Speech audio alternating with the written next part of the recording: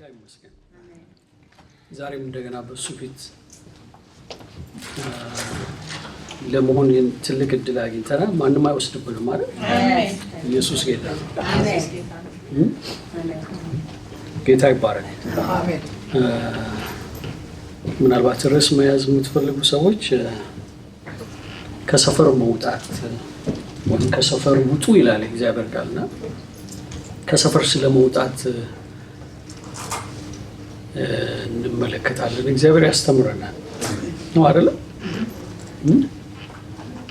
ከሰፈር መውጣት በጣም ቀላል ነገር አይደለም። ሰፈር ውስጥ ቤተሰብ አለ፣ ዘመድ አለ አይደል? ወገን አለ። ሰፈር ውስጥ ቤታችን አለ። ሰፈር ያደግንበት የኖርንበት እትብታችን የተቀበረበት ሰፈር ሁለንተናችን ነው አይደል? ሰፈር በሰው ህይወት ውስጥ ያለው ዋጋ ራሱ ሰውየውን ያህል ነውና እንዴት ነው ለሰፈራችሁ የምትቀኑት? ለተገኛችሁበት ቤተሰብ፣ ለተገኛችሁበት ማህበረሰብ እንዴት ነው የምትቀኑት? ያ ሰፈር እናንተነታችሁን ያሳያችኋል አይደል? ከዚህ ተነስታችሁ ኢትዮጵያ ስትሄዱ መጀመሪያ የምታዩት ምናችሁን ነው?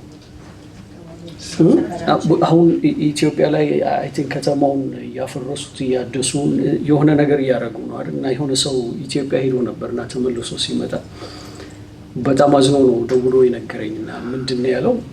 ያ የተወለድኩበት ያደግኩበት ሰፈር በሙሉ የለም ማለት ሰው ታሪኬን ነው እንትን ያደረጉብኝ እና ምንም ማየው ነገር አልነበረኝም ማለት ነው። ሰፈሩ ሰውየው ሳይወጣ ከሰፈሩ ሰፈሩን እነሱ ምን አድርገውታል? እና ሰፈር እንትን አይደለም ማለት ነው፣ የሆነ ተራ ነገር አይደለም አይደል? እና መጽሐፍ ቅዱስን ደግሞ ስታነቡት የመውጣት ነው። እውነት ነው። የማይወጣ ሰው ምን አይልም?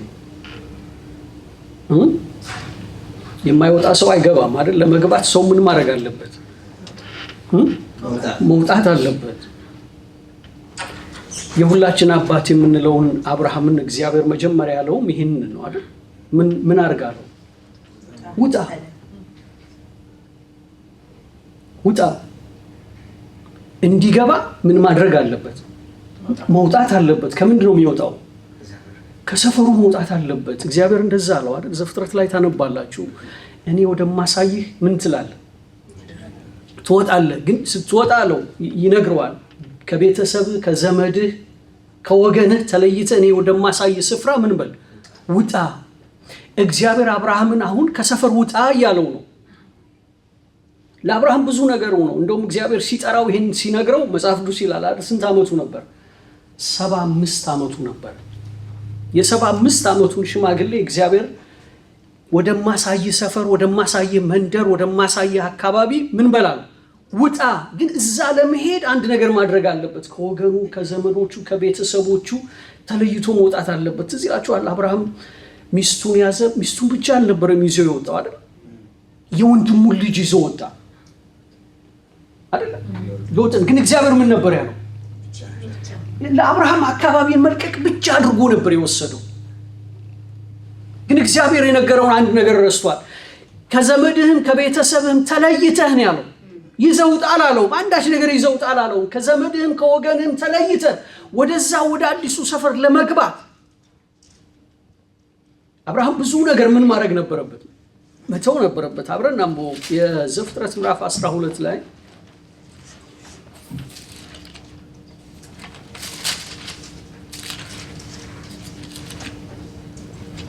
ምዕራፍ 12 ቁጥር 1 ላይ እንደዚህ ይላል። እግዚአብሔርም አብርሃምን አለው ከአገርህ፣ ከዘመዶችህ፣ ከአባትህ ቤት ተለይተህ እኔ ወደማሳይህ ምድር ውጣ። ታላቅ ሕዝብ አደርግሃለሁ፣ እባርክሃለሁ፣ ስምህን አከብረዋለሁ፣ ለበረከትም ሁን። ቁጥር 4 ላይ አብርሃምም እግዚአብሔር እንደነገረው ሄደ፣ ሎጥም ከእርሱ ጋር ሄደ።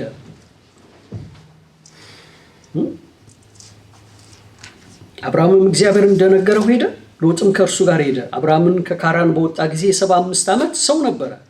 አብርሃምም ሚስቱን ሶራን የወንድሙን ልጅ ሎጥን ያገኙትን ከብት ሁሉና በካራን ያገኟቸውን ሰዎች ይዞ ወደ ከነዓን ምድር ለመሄድ ወጣ። እንደዚሁ ቻፕተር ላይ አብርሃምን አግኝተ ነው የት ነው የምትሄደው ብትሉት ምን የሚላችሁ ምንድን ነው የሚለው? የሚደርስበትን ምድር ምን አላለው? አያውቀውም አይደለም? የት እንደሚሄድ አያውቀውም። ግን እግዚአብሔር ምን አለው? ውጣ እኔ ወደማሳየ ምድር። አብርሃም ላላየው ምድር እገባበታለሁ ብሎ ተስፋ ላደረገው ምድር 75 ዓመት ሙሉ የነበረበትን ሰፈር ለቆ ወጣ። አሜን ነው አይደለም? 75 ዓመት ሙሉ የኖረበትን ምድር ያደገበትን ብቻ አይደለም አይደል? ምን ያለበትን ነጭ ሽበት ያወጣበትን የሸመገለበትን ስፍራ፣ ሀገር፣ ቤተሰብ፣ ወገን። እዚህ ሀገር ብዙ ሰው ታውቃላችኋል። እያረጀን ስንመጣ ወይ እያረጀ ሲመጣ ወዴት ሄዳለሁ ነው የሚለው? ወደ ሀገሬ ሄዳለሁ፣ መልሳለሁ። ወደ ምኔ? ወደ ሰፈሬ፣ ወደ ሀገሬ፣ ወደ ሞቴ ነው ታረገዋለሁ፣ ሰፈሬ። አብርሃም ግን በዛ በስተርጅናው ዘመን ማለት ሰው ወደ ሀገሩ ለመመለስ በሚመኝበት እድሜ አይደለ? አብርሃም እንደ አንድ የ20 ዓመት ወጣት ተነስቶ ወጣ።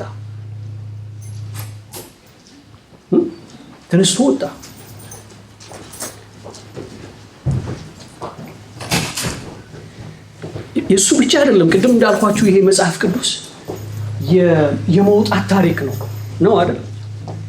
የመውጣት ታሪክ ነው፣ የመተው ታሪክ ነው። ምን ለማድረግ? ለመውረስ እግዚአብሔር የሚያሳይህን ወይም የተናገረለትን ወይም ሰው ተስፋ የሚያደርገውን ቦታ ለማግኘት ምን የሚተወው ነገር አለ። ሌላ አንድ ትልቅ ሰው ላስታውሳችሁ፣ ሙሴ። እርግጥ ነው እስራኤላውያን በምን ነበሩ? በባርነት ውስጥ ነበሩ ለ430 ዓመታት ያህል ነው አይደል? ከዛ ባርነት ለመውጣት የማይፈልግ ማንም የለም። ሁሉም ሰው ምን ይፈልጋል? መውጣት ይፈልጋል፣ ነፃነቱን ይፈልጋል። ደግሞ ይሰማሉ። እግዚአብሔር ለአባቶቻቸው ብዙ ምን ገብቶላቸዋል? ተስፋ ገብቶላቸዋል። በሩቅ በዚያ በባርነት ውስጥ ሆነው በግብፅ ሆነው በሩቅ ግን አንድ ነገር ያልማሉ። ማርና ወተት የምታፈሰው ምድር እግዚአብሔር እሰጣችኋለሁ ብሎ ምን የገባለት ህዝብ ነው። ይሄ ህዝብ ተስፋ የገባለት ህዝብ ነው። እና ግብፃውያኑን እያገለገሉ ለነርሱ ባርነት እየተገዙ ግን ደግሞ ምን ያደርጋሉ? ተስፋ ያደርጋሉ አንድ ቀን ምን እንደሚሉ፣ አንድ ቀን ቀንበሩን ሰብረው እንደሚወጡ። ሙሴ ግን እንደዛ አይደለም። ሙሴ ግን በባርነት ውስጥ የኖረ ሰው አይደለም። ሙሴ የት ነበረ? ቤት ነበረ፣ በቤተ መንግስት ነበረ ነው አይደል? በቤተ መንግስት ነበር። የንጉስ ልጅ ነበር። ለንጉስ ልጅ የሚደረገው ሁሉ ምን የሚልለት ሰው ነበር? የሚደረግለት ሰው ነበር ነው አይደለም? ሙሴና በውጭ ያለውን እስራኤላዊ አምጥታችሁ ብትመለከቷቸው ወይም ብታዩዋቸው የትኛው ነው ለስደት ወይም ልቡ የፈጠነው ወይም የተዘጋጀ የሚመስላችሁ? ሙሴ አይደለም አይደለም? ሙሴማ በየት ነው? በቤተ መንግስት ነው። ግን የመጀመሪያዋን ጥይት የተኮሰው የመጀመሪያዋን በፈርዖን ቤተ መንግስት ውስጥ የመጀመሪያውን የነፃነት ደወል የደወለው ሙሴ ነው አይደል? ማለት አይገባም እኮ እንዴ! አንተ ባሪያ አይደለህም። አንተ ምንድነህ? ልጅ ነህ። በቤተ መንግስት ውስጥ ነህ አንተ።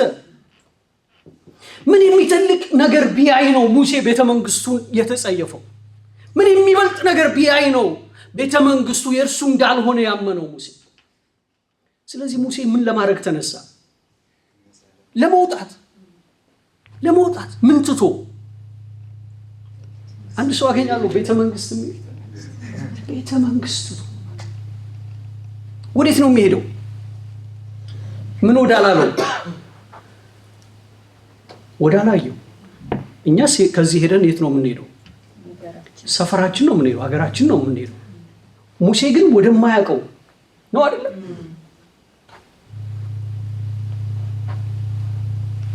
ምንም ቢረዳ የሚሄድበት ነገር ከቤተ መንግስቱ እንደማይበልጥ ያውቃል ነው አይደለም? መጽሐፍ እንደዚህ ይላል። አብረን አንብብ። ዕብራውያን ላይ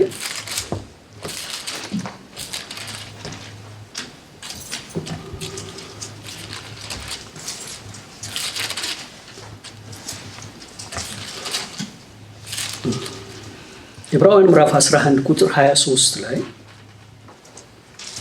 ሙሴ ከተወለደ በኋላ ወላጆቹ ያማረ ሕፃን መሆኑን አይተው በእምነት 3 ወር ሸሸጉት፣ የንጉሥንም አዋጅ አልፈሩም። ሙሴ ካደገ በኋላ የፈርዖን የልጅ ልጅ እንዳይባል በእምነት እምቢ አለ። ምን እንዳይባል? ማን ነው ፈርዖን? የፈርዖን የልጅ ልጅ እንዳይባል በእምነት እምቢ አለ። ከግብፅ ብዙ ገንዘብ ይልቅ እሱ እኮ ያገኘው የነበረ ነገር ነው አይደል? ይሄ ምን የግብፅ ብዙ ገንዘብ ለሱ እኮ የተጠበቀ ነው፣ ለሱ የተተወ ነው። ምክንያቱም እርሱ የንጉሱ የልጅ ልጅ ነው አይደለም? በእምነት እምቢ አለ። ከግብፅ ብዙ ገንዘብ ይልቅ ስለ ክርስቶስ መነቀፍን እጅግ የሚበልጥ ባለጠግነት እንዲሆን አስቧልና ለጊዜው በኃጢአት ከሚገኝ ደስታ ይልቅ ከእግዚአብሔር ሕዝብ ጋር መከራ መቀበልን መረጠ። ብድራቱን ትኩር ብሎ ተመልክቷልና የንጉሱን ቁጣ ሳይፈራ የግብፅን ሀገር የተወ በእምነት ነበር። የማይታየውን እንደሚያየው አድርጎ ጸንቷልና አጥፊው የበኩር ልጆችን እንዳይነካ ፋሲካና ደም መርጨትን በምን አደረገ? በእምነት አደረገ። ሙሴ አሁን የፈርዖን ልጅ እንዳይባል የተወው በምንድን ነው? በእምነት። ስለዚህ አይቶ አይደለም አይደል? አይቶ አይደለም የሆነ ነገር ተመልክቶ ይሄን ፓላስ አዘጋጅቼ ይላለሁ ከግብፅ ቤተ መንግስት የሚበልጠውን 2 እጥፍ የሆነ ላይ አዘጋጅቼ ይላለሁ ብሎት አይደለም። ግን በእምነት እምቢ አለ። እምቢ ያለለትን ነገር ሊወጣ የተዘጋጀለት ነገር ምን እንደሆነ ተመልከቱ። ከግብፅ ብዙ ገንዘብ ይልቅ ስለ ክርስቶስ መነቀፍ እጅግ የሚበልጥ ባለጠግነት እንዲሆን አስቧልና የተወው ስለ ድሎት አይደለም ማለት ነው። ስለምንድን ነው? ስለሚበልጥ ብልጽግናም አይደለም። ስለምንድን ነው የተወው? ስለመነቀፍ ነው የተወው። ይህን በማድረጉ ምክንያት የሚመጣበት ነገር እንዳለ ምን ብሏል? ተረድቷል። ስለዚህ ይሁን ነው ያለው። ምን አደርገዋለሁ? እቀበለዋለሁ። ምኑን? የንጉሱ የልጅ ልጅ ብዙ አገልጋዮች ያሉት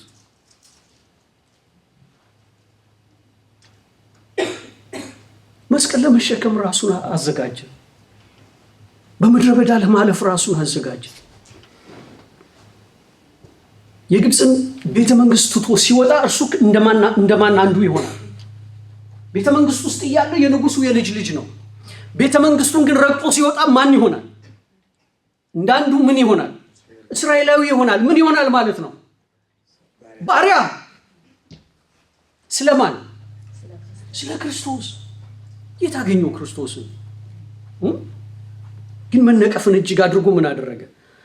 መረጠ። ለምን? ቁጥር 26 ላይ ከግብፅ ብዙ ገንዘብ ይልቅ ስለ ክርስቶስ መነቀፍ እጅግ የሚበልጥ ባለጠግነት እንዲሆን አስቧል። ለጊዜው በኃጢአት ከሚገኝ ደስታ ይልቅ ከእግዚአብሔር ሕዝብ ጋር መከራ መቀበልን መረጠ። ብድራቱን ትኩር ብሎ ተመልክቷልና የሆነ ነገር ምን ብሏል? ተመልክቷል አይደል? ብድራቱን ተመልክቷል። ይሄን በማድረጉ ምክንያት ምን አለው? ብድራት አለው። የሆነ ብድራት ምንድን ነው? ለሆነ ለምታደርጉት ነገር ሙሴ ብድራቱን ምን አድርጓል? ትኩር ብሎ አሁን ከፊት ያየው ነገር በልጧል ማለት ነው። ኢየሱስ ጌታ ነው። አሁን ካለበት ነገር አይደል የተሻለ መሆኑን ብድራቱን ትኩር ብሎ ተመልክቷል። ስለዚህ ወጣ። ወዴት ወጣ? ወደዛ ምን ወዳለው ነገር ብድራቱን ትኩር ብሎ ወደ ተመለከተበት። ሙሴ ተከትለው የወጡት እንደምታውቁት የት እንደሚሄዱ እንኳን አልተረዱም ነበር። አንድ ቦታ ላይ እንደው ምን ይላሉ? ኖ እኛ ግብፅ ሳለን የምንበላው ምን ይሻለናል? ናፈቀን፣ እሱ ይሻለናል አሉ። ሙሴ ግን ወደ ኋላ የሚያይበት አንዳች ነገር አልነበረው። ምክንያቱም ብድራቱን ትኩር ብሎ ተመልክቷልና። በክርስትናው ስለጀመራችሁት ህይወት ልዩነቱ ይሄ ነው ወገኖች። በእግዚአብሔር ፊት የሚያኖረን የሚያቆየን ነገር ይሄ ነው ልዩነቱ። እዩ ከፊታችሁ የተሻለ ነገር ወይም ብድራት እንዳለ ከተመለከታችሁ ያን እስክታገኙ ድረስ ምን አትሉ? ያን እስክታገኙ ድረስ ግን ያን እስከምናገኘው ድረስ ብዙ ነገር ይኖራል። ምክንያቱም እስራኤል ከዛ ወጣ ያማርና ወተት የሚያፈልቀውን ምድር ለማግኘት። ግን ብዙ ነገር በምድረ በዳ ሲያጋጥማቸው ታያላችሁ አይደለም? እባቡን ጊንጡን መርገጥ ነበረባቸው። አንዳንዴ በእባቡ ይነደፉ ነበረ ነው አይደል? በጥም ይቃጠሉ ነበር፣ ይጮሁ ነበረ። በወጡ ቁጥር ባለፉ ቁጥር የሆነን ሰፈር ባለፉ ቁጥር ሌላ ደግሞ የጀገኑ ጦረኞች ይጠብቋቸው ነበር። እነሱ እንደገና ምን ማድረግ ነበረባቸው? ማለፍ ነበረባቸው። ያቺ ተስፋ ያደረጓት ምድር በጣም ሩቅ ነበረችባቸው አይደለም እንዴ? ስንት ዓመት ፈጀባቸው ይላል? 40 ዓመት ሙሉ የማንን ሰፈር ፍለጋ? የማንን ሰፈር ፍለጋ? ያ የእግዚአብሔርን ሰፈር ፍለጋ ነው አይደል? ከኔ ጋር ናቸው። እንደዚህ ይላል አንድ ክፍል ላይ፣ እዚህ ዕብራውያን ላይ ነኝ። ዕብራውያን ምዕራፍ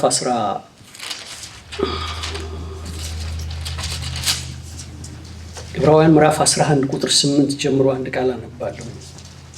ቅድም ስለተናገርንለት ስለ አብርሃም መጽሐፉ እንደዚህ ይላል።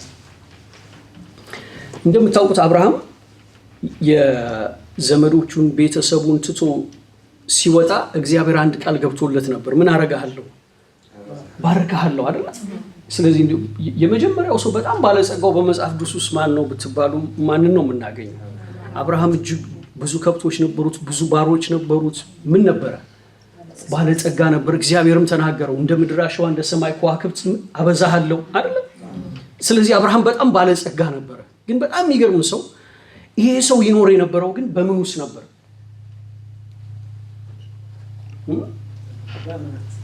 በምን ውስጥ ነበር ይኖር የነበረው? በድንኳን ውስጥ። ምን ማለት ነው? ያ በጣም ባለጠጋው የሆነ ሰው በድንኳን ውስጥ ይኖር ነበር። እኛም የማምሩ ምኖች አሉን፣ ቪላዎች አሉን አይደል? ነው አይደል? አብርሃምስ በምን ይኖር ነበር? በድንኳን ይኖር ነበር። ለምንድን ነው በድንኳን ይኖር የነበረው? አብርሃም ድሃ ነው? ድህነት ይዞት ነው? አይደለም አይደል? አይደለም። ግን በድንኳን ውስጥ ይኖር ነበረ። ቀላል ነገር ነው አይደል?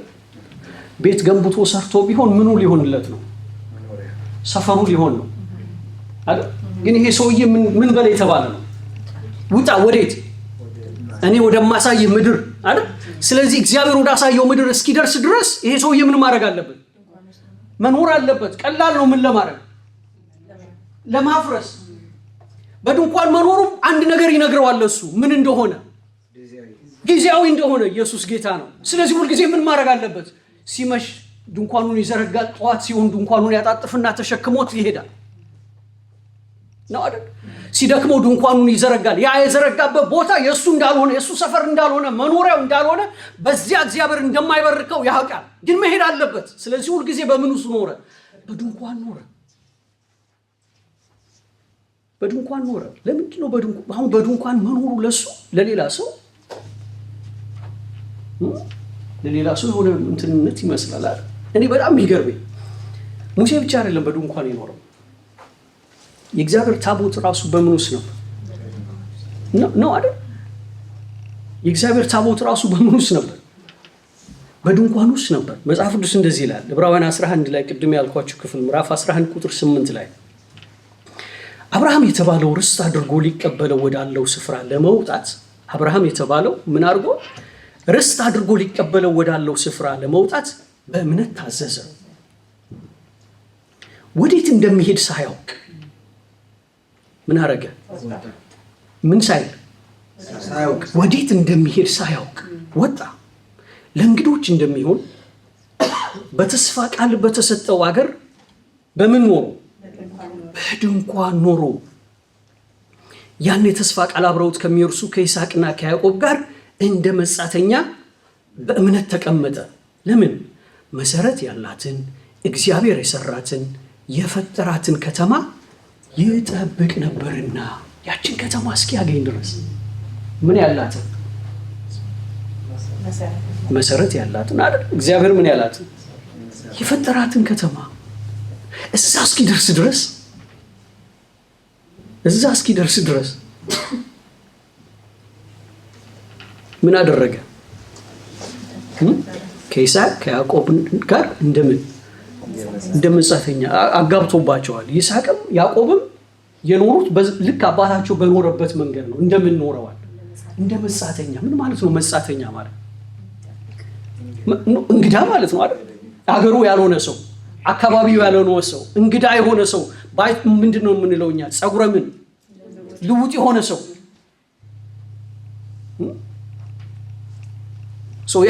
አብርሃም የኖረው እንደዛ ነው።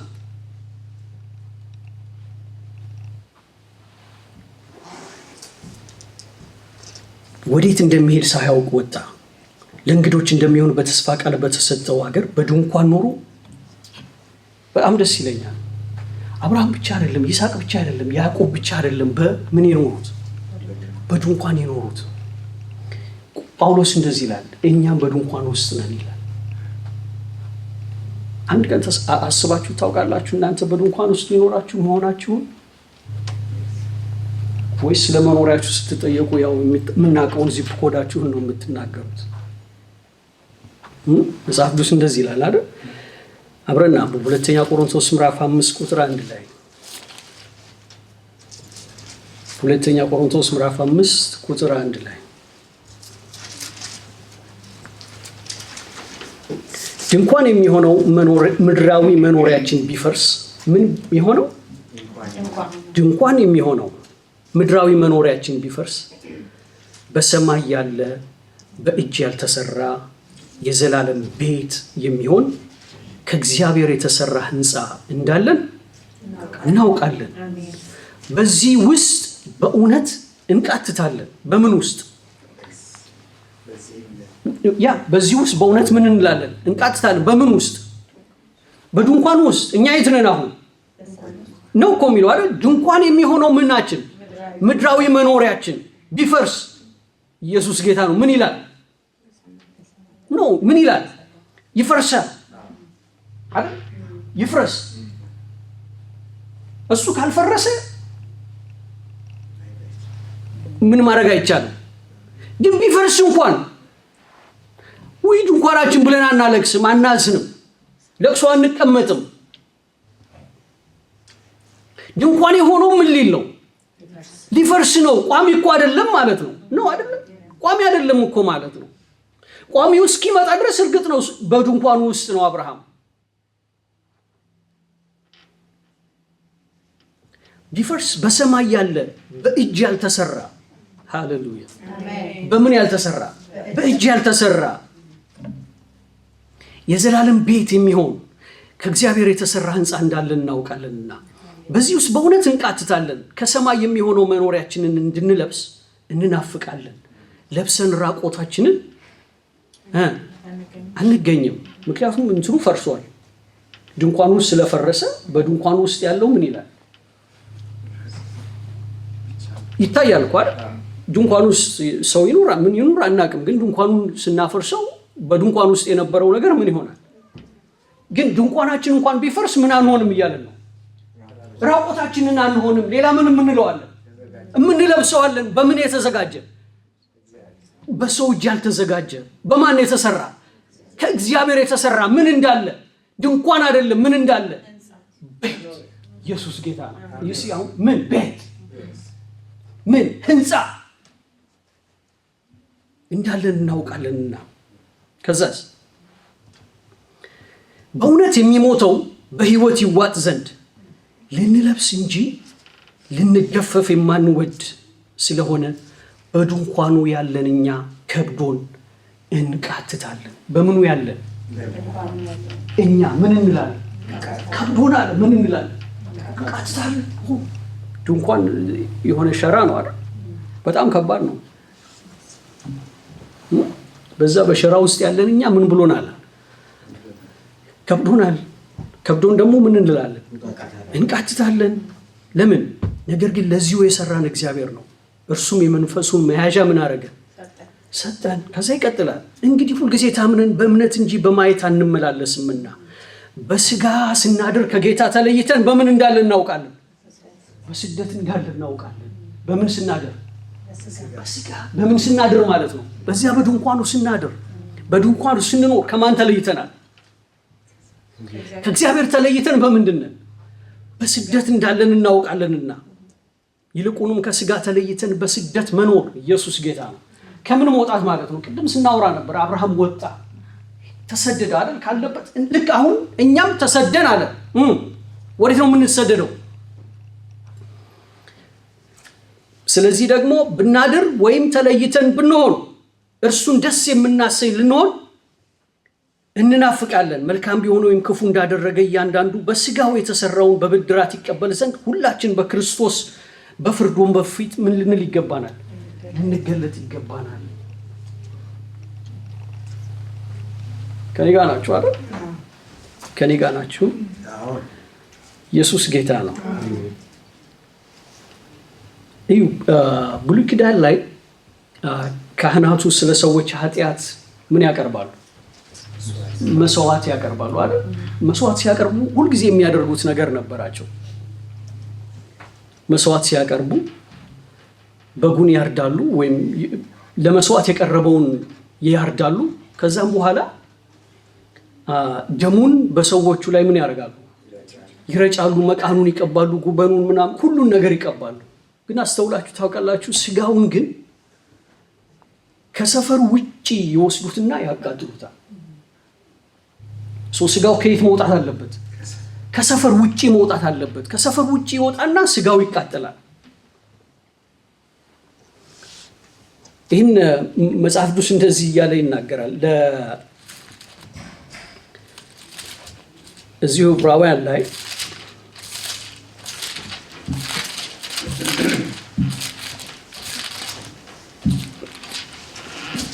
ዕብራውያን ምዕራፍ 13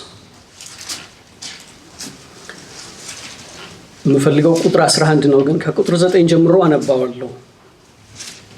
ልዩ ልዩ አይነት በሆነ በእንግዳ ትምህርት አትወሰዱ፣ ልባችሁ በጸጋ ቢጸና መልካም ነው እንጂ በመብል አይደለም፣ በዚህ የሚሰሩበት አልተጠቀሙምና። መሰዊያ አለን። ምን አለን? መሰዊያ አለን። መሰዊያ አለን።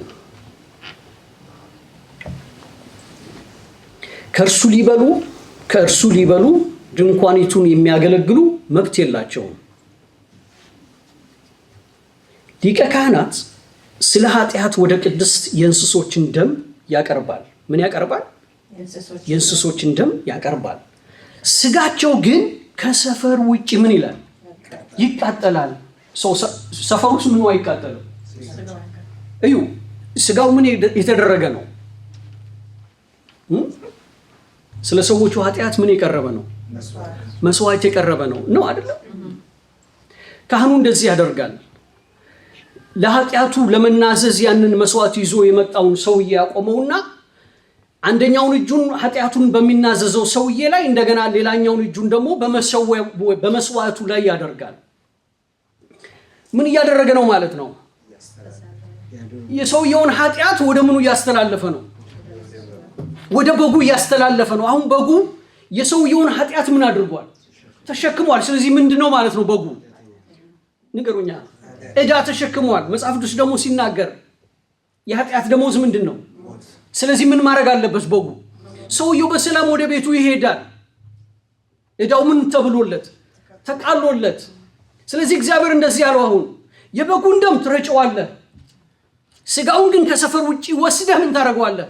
ታቃጥለዋለህ። መጽሐፍ ቅዱስ ላይ ታነባላችሁ። በአንድ ወቅት ስጋውን በቤተ መቅደስ ውስጥ አቃጠሉት፣ በሰፈር ውስጥ አቃጠሉት። እሱም ብቻ አልነበረም። ለመሰዊያው የሚሆነውን እሳት ከሰፈራቸው አመጡና መሰዊያውን ለኮሱበት። እግዚአብሔር ተቆጣ።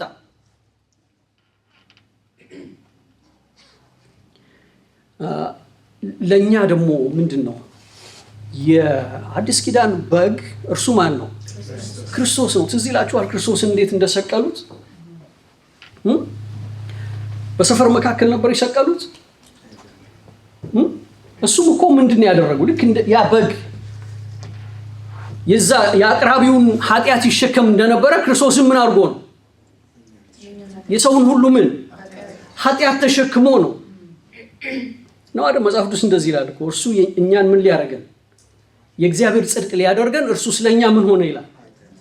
ኃጢአት ሆነ ይላል። ሰፈር ውስጥ አልሰቀሉትም፣ ሰፈር ውስጥ አልገደሉትም አይደል? ከምን ውጭ ይላል መጽሐፍ ቅዱስ? ዮሐንስ ወንጌል ምዕራፍ 19 ላይ ከበሩ ውጭ ያወጡት ይላል። ማንን? መስቀል ላይ አሸክመውት ሲጎትቱት ነበር። ፊልም ላይ አይታችኋል አይደል? ወዴት ወሰዱት? ወደ ጎልጎታ ወሰዱት። ከአካባቢያቸው ምን አረጉት ማለት አራቁት። በሰፈር ውስጥ ምን አላረጉት? ምክንያቱም ያውቃሉ። እነሱ እኮ ኢየሱስን የሰቀሉት ወይም ደግሞ ወደ ጲላጦስ የወሰዱት በምን ምክንያት ነው? መጽሐፍ ቅዱስ እንደዚህ ይላል አይደል?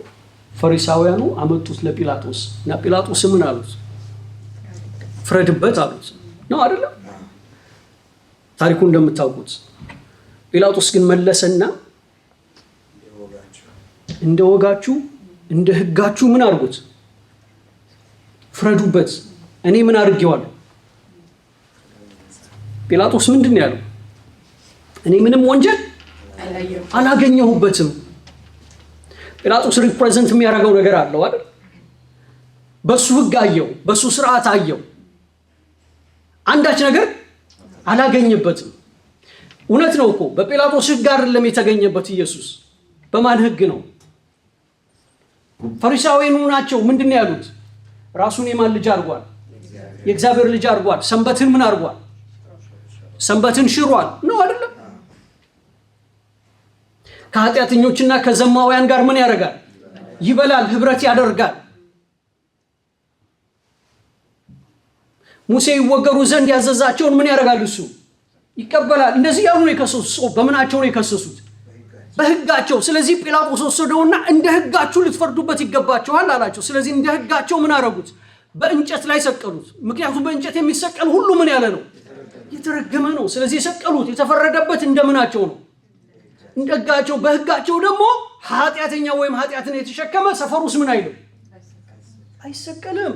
ስለዚህ ከሰፈራቸው አወጡት፣ ጎልጎታ ወሰዱት። ጳውሎስ እንደዚህ ይላል የዕብራውያኑ ጸሐፊ ምዕራፍ 13 ላይ ምዕራፍ 13 ቁጥር 12 ላይ ስለዚህ ኢየሱስ ማን ምን ኢየሱስ ደግሞ በገዛ ደሙ ህዝቡን እንዲቀድስ ከበር ውጪ መከራን ተቀበለ። ከምን ውጪ? ከበር ውጪ። በሩ እኮ ሰፈር ነው። ከሰፈር አወጡት ነው አይደለም? ከበር ውጪ ምን አረገ? መከራን ተቀበለ። ከዛ እሱ ጋር ብቻ አይብቃ ይለናል። ቀጥላችሁ አንብቡት። እንግዲህ ነቀፌታውን እየተሸከምን ወደ እርሱ ወደ ሰፈር ውጪ እንውጣ። ወዴት? ከምን? ከሰፈር ውጪ። እሱ የለም በሰፈር። አሜን። እሱ የለም በሰፈር። ከምን ውጪ ነው የሰቀሉት? ከሰፈራቸው ውጪ። ትዝ ይላችኋል ያ ከመወለዱ ጀምሮ አይነ ስውር የነበረው ሰው በመቅደሳቸው ሁል ጊዜ ነበር አይደል? ምን ማለት ነው? በሌላ ቃል ከነሱ ጋር ሁል ጊዜ ነበር። ያውቁታል። አብሯቸው ነው። ምን ያለው ሰውዬ? የታወረው ሰውዬ ሲወጡ ሲገቡ ያገኙታል። ነው አይደል? ግን ኢየሱስን አገኘ። አይኖቹ በሩለት አይደል? ከዛ ምን አላሉትም? አላወቁትም እኮ አይደል? እንደውም ሲከራከሩበት ነበር። እሱ ነው እሱ አይደለም እየተባባሉ አይደል? ከዛም በኋላ ይጠይቁታል። ማን ነው አንተ እንደዚህ ያደረገ? እና ይነግራቸዋል። ታሪኩን ታስታውሳላችሁ። ከዛ መጽሐፍ ቅዱስ ላይ ስታነቡ ምን አረጉት ይላል? ወደ ውጪ አስወጡት። ውጪ ሲያወጡት ኢየሱስ አገኘው። አሜን ነው አይደል? ከመቅደሳቸው አስወጡት፣ አባረሩት። ምክንያቱም እነርሱን አይመስልም አሁን ነው አይደል? ጳውሎስ ምን እያለን ነው? እኛም ምን እናርግ? ወዴት? እየተሸከምን ወደ እርሱ ከሰፈር ውጪ እንውጣ። በዚህ የምትኖር ምን የለችንምና፣ በዚህ የምትኖር ከተማ የለችንም። ነገር ግን ትመጣ ዘንድ ያላትን ምን እንላለን? እንፈልጋለን። የምትመጣ ምን አለች? ከተማ አለች አይደል? ሰው ወዴት እንሂድ እያለ ነው? ወደምትመጣው ምን ከተማ። አሁን ያለንበት የኛ ምን አይደለም፣ የኛ ከተማ አይደለም፣ የኛ ምን አይደለም፣ ሰፈር አይደለም ነው እንደዛ የሚለው አይደል? ነቀፌታውን እየተሸከመን ሙሴ እንደዛ ነበር የመረጠው አይደል? ከእግዚአብሔር ሕዝብ ጋር ምን ማለትን መረጠ? መከራ መቀበል። ስለ ክርስቶስ ምን ማለትን? መነቀፍን መረጠ። አሁን ደግሞ ተራው የኛ ነው። ምን ማድረግ? ነቀፌታውን እየተሸከመን ወደ እርሱ ምን እንበል? ከሰፈር ውጪ እንውጣ። ሰፈር ቅድም ስንጀምር እንዳልነው በጣም ብዙ ነገር ነው አይደለ? አሁን ከዛ ውስጥ እኮ ምን በሉ እያለ ነው። ውጡ። ምኑን ለማግኘት? ምኑን ለማግኘት? ከሰፈር ውጪ ያለውን ኢየሱስ ጌታ ነው። አንድ ክፍል አንብብና ይብቃል። አብርሃም ያን ያደረገው ከሰፈሩ ወጣ በ75 ዓመቱ። ሰፈር እንግዲህ የተደላደልንበት ቅድም እንዳለው ብዙ ነገር ያየንበት አሁን ስለሆነ ምን አይደለም መጽሐፉ እያወራው ማለት ነው። ስለሆነ ሰፈር አይደለም አይደል? ይሄ አሁን ስላለንበት አካባቢ እንደዛማ ቢሆን ኖሮ ምን ማድረግ አለብን? መመለስ የለብንም ወደዛ ወደ እንትናችን። ግን የሆነ ሰፈር አለ ማለት ነው። ምን ማድረግ ያለብን? መውጣት ያለብን የሆነ ሰፈር አለ ማለት ነው። እናንተ እግዚአብሔር ልጆች ስለሆናችሁ መንፈሳዊ ነገር ይገባችኋል ብዬ ነው የማወራው። ይሄ በጣም መንፈሳዊ ነገር ነው። ይሄ ለምድራዊ ሰው ፈጽሞ ምን አይለው። ኢትዮጵያም ሄዱ የትም ሄዱ አንዳንድ ሰዎች ከሰፈራቸው ወጥተው የት ገብተዋል? ገዳም ገብተዋል። ለምንድን ነው ገዳም የገቡት? ምን ማድረጋቸው ነው? ሰፈራቸውን እኮ መተዋቸው ነው አይደለ? ሰፈራቸውን መተዋቸው ነው። አካባቢያቸውን መተዋቸው ነው። መስቀሉን ምን ማድረጋቸው ነው? መሸከማቸው ነው። እንደዛ ያለን ነው።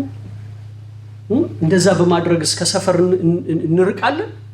ሄደን እኮ እንደገና ምን እናደርጋለን? ገዳሙን ምናችን እናደርገዋለን? ሰፈራችን እናደርገዋለን።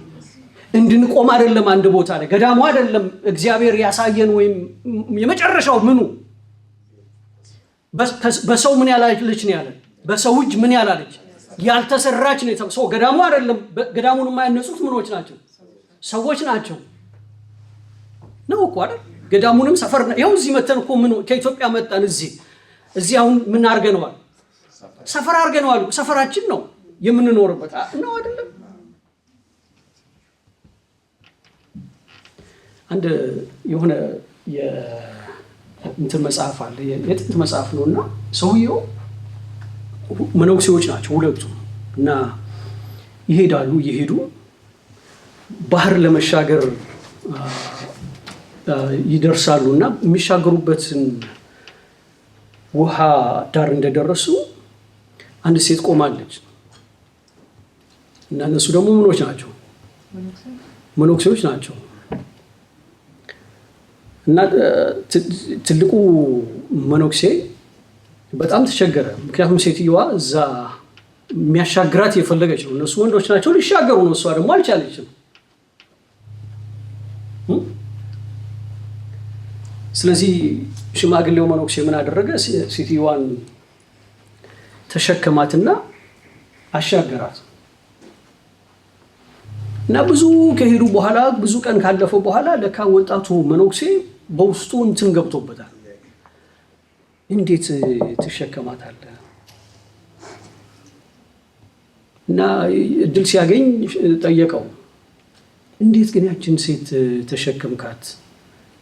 ትተን የወጣነውን ነገር እና ምን አለው እኮ ሴትዮዋን ተሸክሜ ያሻገርኳት ከስንትና ስንት ቀን በፊት ነው። እኔ ጋር የለችም። አሁን እስካሁን ድረስ ግን አንተ ምን ብለሃታል? ተሸክማታል። ያ አውርዳታል። አውርዳት። ሰው ከሰፈር መውጣት ማለት እንደዛ ነው ማለት ነው አይደል? እንደዛ ካልሆነ ከምን አንወጣም፣ ከሆነ አካባቢ አንወጣም። አደራችሁ እኔ ከምትኖሩበት ቤት ውጡ እያልኳችሁም አይደለም። ኢየሱስ እንደዚህ አለ አይደል? ለኔ ስለኔ ብሎ እናቱን አባቱን ቤቱን ምን ያላለ ያልተወ ለኔ ሊሆን አይገባውም። ስለዚህ ምንን መተዋለ ማለት ነው? ቤተሰብን መተዋለ ማለት ነው። የሆነ ትዳር አለ፣ የሆነ አባት ያደረግነው አለ። አብርሃም ይህን ሁሉ ምን ብሎ ነው የወጣው? ትቶ ነው የወጣው። እግዚአብሔር ያሳየው ምን ስላለ? የተሻለ ከተማ ስላለ። ኢየሱስ ጌታ ነው። እንጸልይ።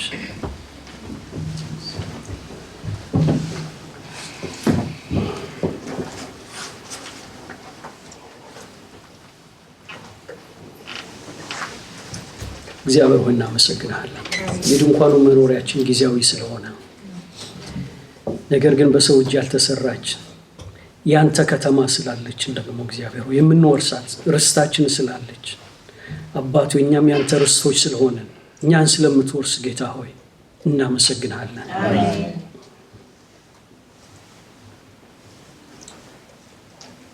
ሁላችንን ለዚህ ስለጠራህን ከሰፈራችን ስለምንወጣ አባቱ አንተ ወደ አሳየህን መንገድ ስለምንወጣ ያ ስለሚተልቅልን ያ በእኛ ህይወት እግዚአብሔር ሆይ ትልቅ ስፍራ ስለሚኖረው ሁልጊዜም መጻተኞችና እንግዶች መሆናችንን በዚህ ስለምናስተውል እግዚአብሔር ሆይ እንባርካለን።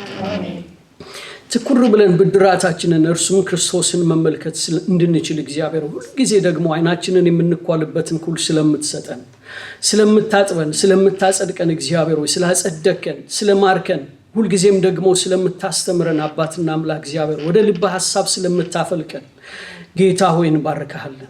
ከድንኳናችን እየወጣን እግዚአብሔር ሆይ በመንፈስ መኖርን ደግሞ ለህይወታችን ስለምታለማመደን ስጋ ብቻ ስላልሆነን እግዚአብሔር ሰው ብቻ ሆነን በዚህ ምድር ስለማንኖር እንባርካለን። ሰለሞን ልጁን እንዳለው ሰው ብቻ አትሁን እንዳለው እግዚአብሔር ሆይ ሰው ብቻ ሆነን በዚህ ምድር ስለማንኖር የተለየ እግዚአብሔር ሆይ የተለየ መንፈስ ስለሆነልን የተለየ መነካት ስለሆነልን የተለየ ጥሪ ስላለን የተለየ መንግስት ስላለን የተለየ አገር ስላለን እግዚአብሔር ሆይ እንባርካለን፣ እናመሰግናለን። በልጅ በኢየሱስ አሜን። ተባረኩ።